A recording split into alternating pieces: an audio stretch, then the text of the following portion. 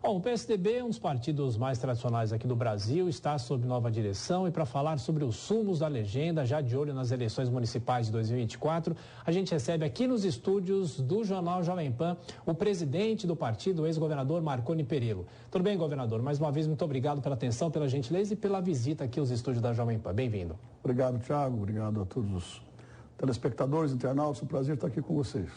Bom, governador, primeiro a gente está já terminando o ano de 2023 e 2024 é um ano eleitoral. Para tentar reerguer o PSDB e também amenizar as divergências que foram marcantes nesses últimos anos, qual é o peso dessa eleição municipal e quanto mais candidatos o partido tiver, melhor? Eleição municipal é, sem dúvida, sempre sinalizadora para as eleições, eleição federal e eleições estaduais. Mas também não é um fator totalmente determinante. Nós temos hoje uma quantidade boa de prefeitos, espera repetir esse número, ou melhorar de preferência. Também vamos dar uma focada grande nas eleições das câmaras municipais. E vamos priorizar os estados onde o PSDB tem mais história, tem mais legado, tem mais estrutura. Nós temos hoje 3 governos estaduais, 3 governadores novos, bons, competentes, Rio Grande do Sul, Pernambuco, Mato Grosso do Sul.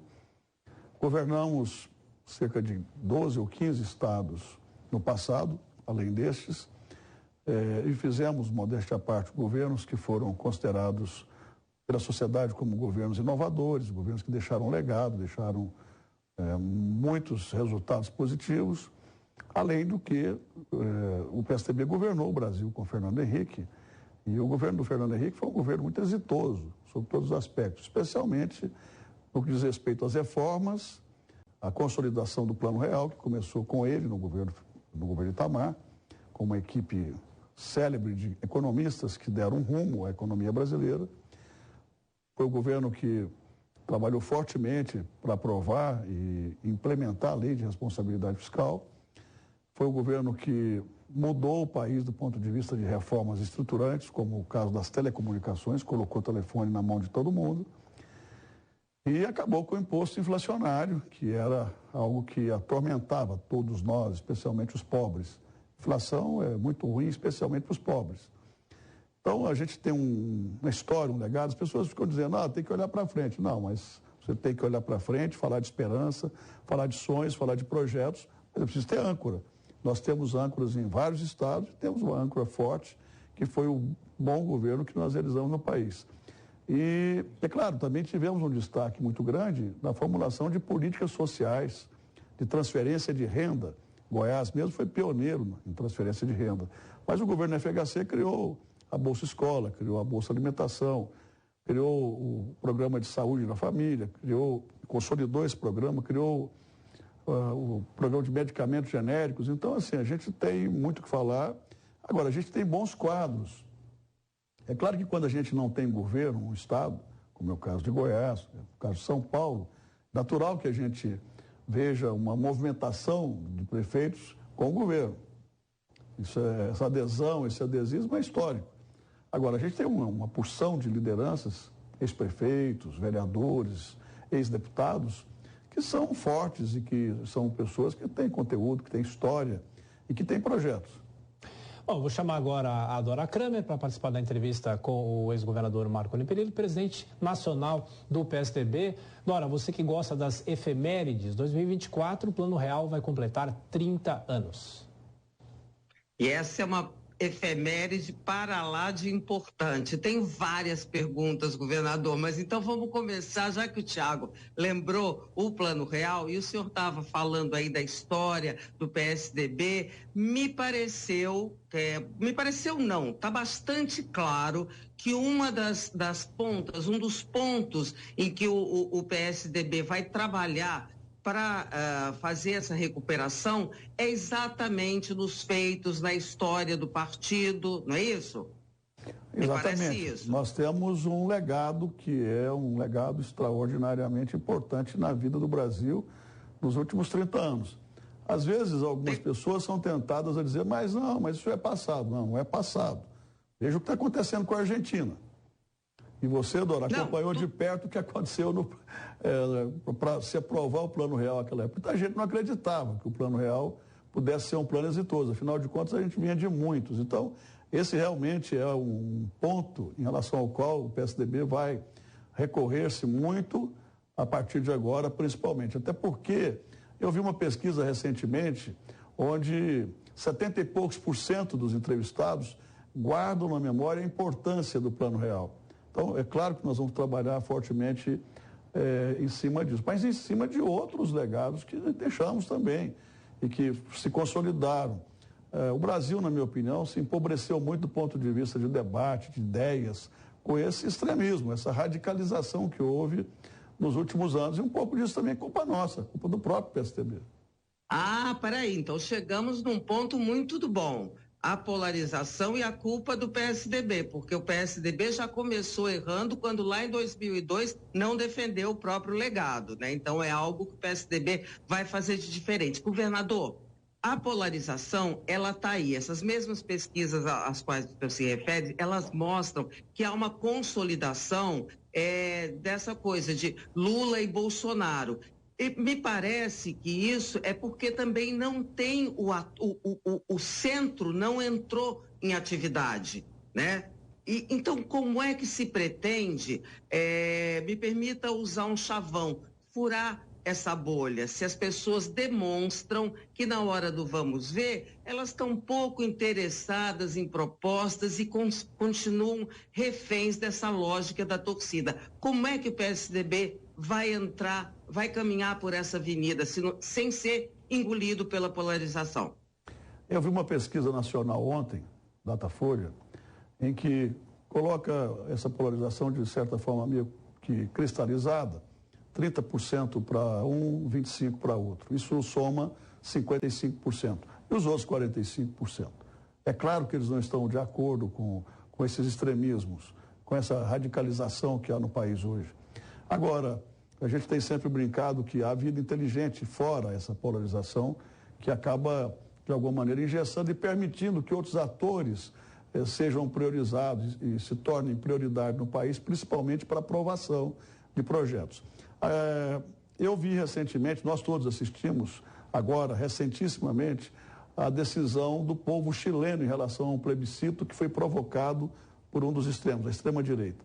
Há um ano atrás, a população também rejeitou um outro plebiscito que havia sido convocado pela extrema-esquerda. Então, o Chile acaba demonstrando que a população não está afim de continuar nessa dicotomia de extremo de cá, extremo de lá.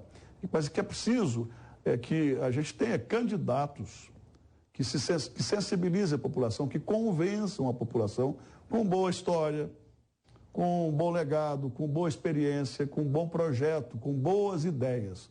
Na primeira reunião da Executiva Nacional, eu falei muito no sentido da gente definir grupos de trabalho e definirmos algumas ideias força para que a gente possa defender daqui para frente.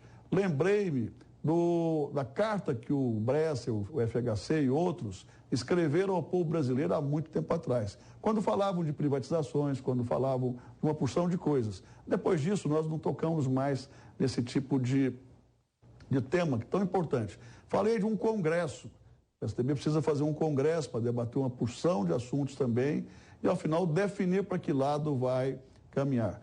Eu acho que a gente tem tudo para chegar a 2026 com um excelente candidato, e a gente já tem um pré-candidato pré-definido, que é o nosso governador do Rio Grande do Sul, Eduardo Leite, que é governador, é o primeiro reeleito na história do Rio Grande do Sul, e é um bom governador, é um governador competente, corajoso, que faz uma gestão austera, uma gestão fiscal correta e uma gestão pública também que é muito admirada por todo o povo gaúcho. Afinal de contas, ele foi reeleito. Então, é preciso ter candidato, é preciso ter projeto, é preciso sensibilizar, é preciso convencer. Governador, o senhor insiste muito que o partido precisa ter candidatos, mas eu não posso deixar de perguntar sobre a Prefeitura de São Paulo em 2024. O atual prefeito Ricardo Nunes era vice de Bruno Covas e o senhor acha que o partido vai ter um nome? Porque muito se fala que seria a primeira vez que o PSDB não tem um nome principal para concorrer à Prefeitura aqui de São Paulo. Pessoalmente, o senhor acredita em quê? Ou isso vai ser só uma decisão da Executiva A executiva municipal, a executiva federal não vai se intrometer nisso? Eu estou começando agora a conversar com os atores de São Paulo. Conversei com vários deles, conversei com o presidente do partido no estado, conversei com lideranças do estado todo ontem, conversei com os vereadores de São Paulo, conversei com Serra, e vou continuar conversando com as principais lideranças do estado e da cidade de São Paulo. Agora, é claro que essa decisão será do diretório municipal, da executiva municipal e da executiva estadual. E nós vamos monitorar, sim, claro que todos nós que estamos na executiva nacional temos um fortíssimo interesse em relação às eleições na cidade de São Paulo. Interesse de que o PSDB seja protagonista, sim. Afinal de contas, o Bruno Covas foi um prefeito admirado que, no pouco tempo que ficou na prefeitura, fez um grande trabalho. E as administrações do PSDB marcaram fortemente, não só a cidade de São Paulo, mas o estado de São Paulo. Então, é natural que o PSDB queira participar ativa e efetivamente do processo eleitoral, aqui e no interior. Pessoalmente, o senhor acha que deveria ter um candidato ou ainda é cedo falar? Eu acho que ainda é cedo, eu não quero tratar disso porque a gente está conversando agora sobre a unidade do PSDB de São Paulo, a harmonização do PSDB de São Paulo. Essa é uma tarefa em relação à qual eu estou bastante dedicado. Eu imagino que a partir de janeiro agora a gente já tem um pouco mais de clareza. O PSDB poderia aceitar um cargo de vice, porque até a Dora ontem lembrou que os vices estão também nessa discussão. Marta Suplicy poderia ser vice de Boulos, José Luiz da Atena o vice de Tabata Amaral, e o partido aceitaria ser vice se fosse esse o consenso e a discussão da executiva? Bom, eu repito, é um assunto em relação ao qual eu não quero opinar, palpitar, porque nós ainda estamos conversando. Eu cheguei agora à presidência do partido e eu não quero, em hipótese alguma, parecer leviano ou, enfim, me imiscuir em algo que ainda não é da minha alçada, não é do meu conhecimento completo. Sem dúvida. Dora Kramer, mais uma pergunta. Gente, não posso resistir. Governador, o senhor está no muro, um legítimo tucano. Como assim? Todos os partidos já estão se movimentando, já tem candidato. O senhor não pode dizer, pelo menos, já que o senhor acha que tem que ser protagonista e, portanto, tem que ter candidato, assim interpretei, né? Não pode dizer, pelo menos, os nomes que estão no jogo? O senhor acabou de dizer que o PSDB tem que definir para que lado vai? Não, eu concordo que nesse momento o meu papel é de ficar em cima do muro mesmo, até porque eu não conversei com todo mundo, estou concluindo as escutas, conversando. E existem 3 ou 4 possibilidades, Dora. Os vereadores do PSDB de São Paulo querem que o PSDB caminhe com o prefeito atual, com o prefeito Ricardo Nunes. Algumas pessoas do partido defendem uma aliança com a Tabata e outras defendem uma aliança, aliás, defendem uma candidatura própria. Então, existem essas 3 correntes.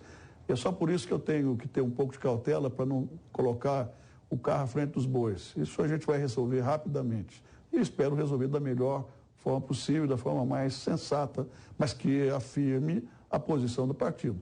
Os vereadores me disseram que hoje o PSDB, aqui na linha do prefeito, é o 5º, 6º na fila.